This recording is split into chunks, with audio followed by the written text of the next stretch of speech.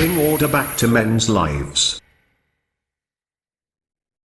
Welcome to my What is Up YouTube world. I wanted to talk to you guys tonight about why governments hate cash more than crime. So, as I was thinking earlier, there are different viewpoints. And I really never thought or would have heard someone explain it in such a manner. So, how does the government hate cash but let the criminals go, so to speak? Or really not as priority as controlling the cash? So we're going to get into that here, and give me a second. It starts off as governments often express concern about crime, yet their policies frequently target cash more aggressively than criminal activity itself. This focus stems from the fact that physical cash enables untraceable transactions,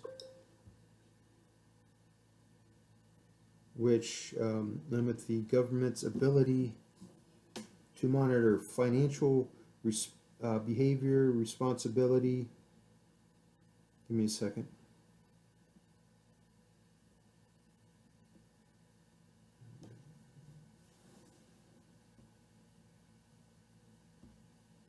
While officials justify restrictions on cash as measures to combat terrorism, tax evasion, money laundering, organized crime, critics argue that the underlying motivation is to exploit surveillance and control over economic life. Okay. So the U.S. Bank Secrecy Act of 1970 marked a significant step in this direction, requiring financial institutions to report cash transactions exceeding $10,000 a day. Over time, additional measures have been implemented, such as phasing out high denominations of bills, like thousands, tens, yeah. So we're withdrawn from circulation. 1969, the action has made a large-scale cash usage increasingly inconvenient, effectively pushing economic activity into a formal banking system where it can be monitored. Activities or countries like Sweden have advanced further towards a cashless society, with many banks no longer handling cash. Public transit systems refusing cash payments. In Denmark, the central bank stopped printing banknotes in 2016, allowing with broader efforts to reduce reliance on physical currency. France has imposed limits on cash transactions, capping them at 1,000. A policy justified in part in 2015, Charles, despite the questionable effectiveness of such bans in preventing terrorism.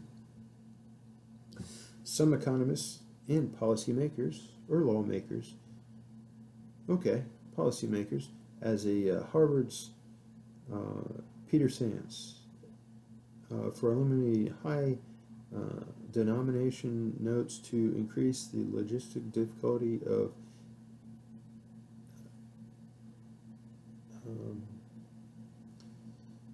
ill-got financial operations or illegal activity. However, opponents argue that criminals will adopt by using alternative methods, while ordinarily citizens lose financial privacy and autonomy. Moreover, a cashless system benefits not only governments but also large banks, tech companies, which profit from transaction fees, data collection associated with electronic payment.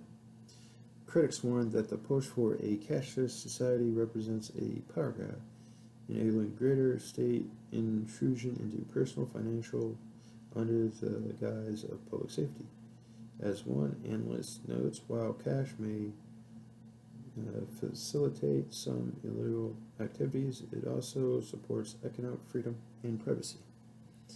Views that are eroded in fully traceable financial system list the intensity of government efforts to restrict cash, suggest that the real threat may not be crime itself, but the loss of control over economic behavior that cash represents. That's interesting. I would have never thought about that. If I would sit down at church, at a coffee shop, at a parlor, at a country club, and just talk to any random person that was there, there's usually three sides to a story. But this is something I've never heard of before. So let's look at it. There's the truth, there's my side, and there's their side. Some people say there's 4 or 5 sides to every story, but it's hard to get into and think about. So let's look at what the Bible says. The statement, governments hate cash more than crime, is a modern political commentary, not a direct quote, teaching from the King James Version of the Bible. Commentary, interpretation of the biblical principles regarding money, power, governance, and morality. The KJV addresses the underlying issues of love of money, the government's role in punishing evil, and the potential for corruption, which some use to support this modern day viewpoint.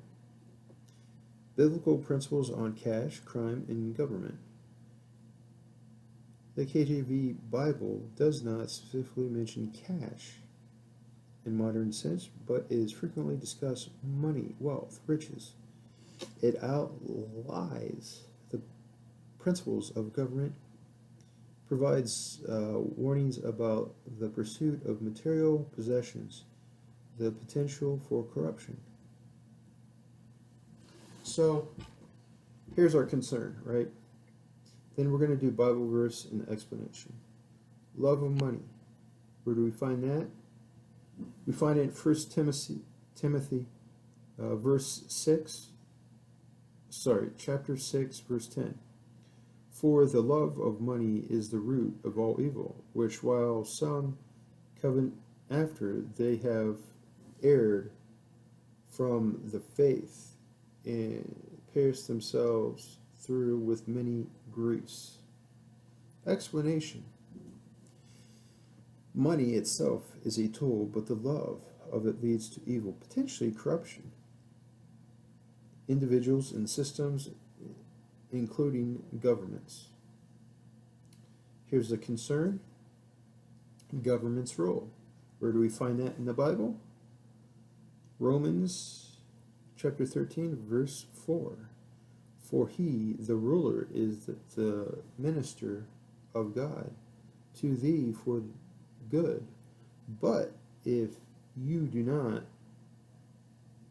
that which is evil, be afraid, for he beareth not the sword in vain, for he is the minister of God, a revenger to execute wrath upon him that doeth evil.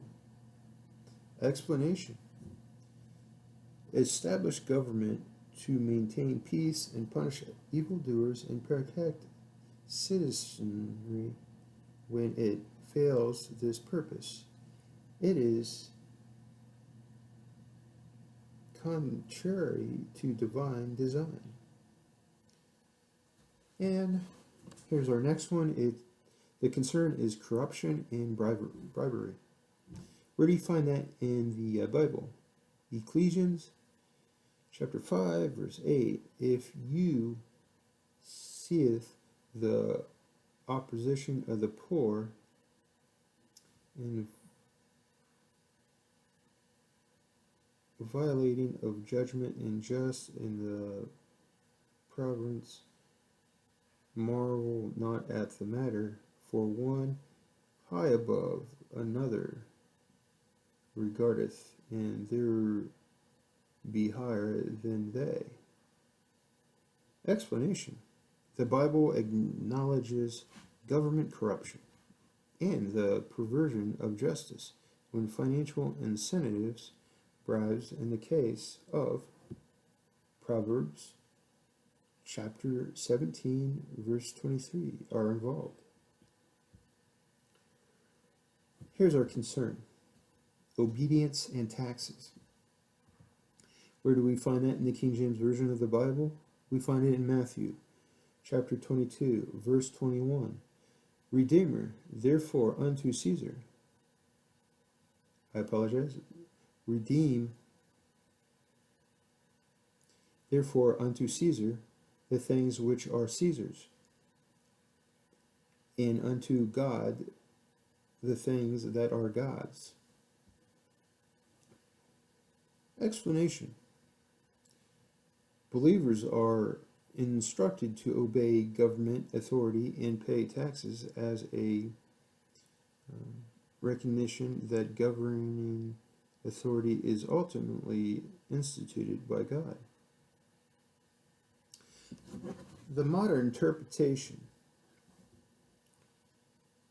those who use the phrase government hate cash more than crime often argue that cashless societies enable greater government control and surveillance over citizens' transactions, which can be seen as an overreach of power.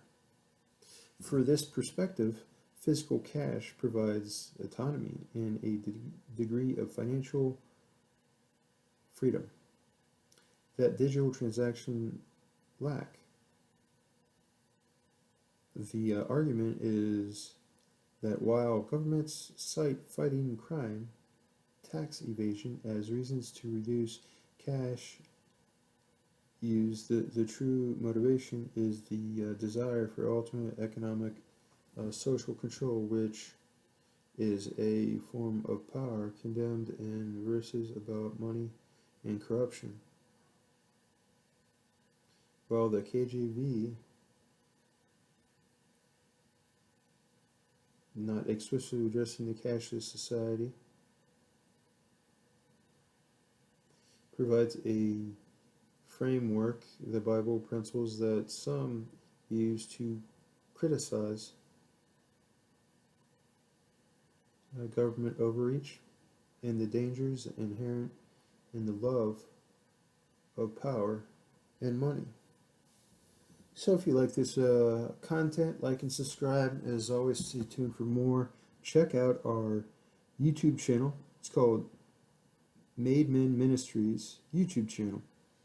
And if you want to check out our website, it is called Mademanministries.com. And if you'd like to donate to our ministry and it was a benefit to you, please go to buymeacoffee.com/Mademanministries. There you can donate $5, $10, $20, $50, or $100, depending on how you felt we have been benefit to you. As always, stay tuned for more and check out our other videos. Thank you.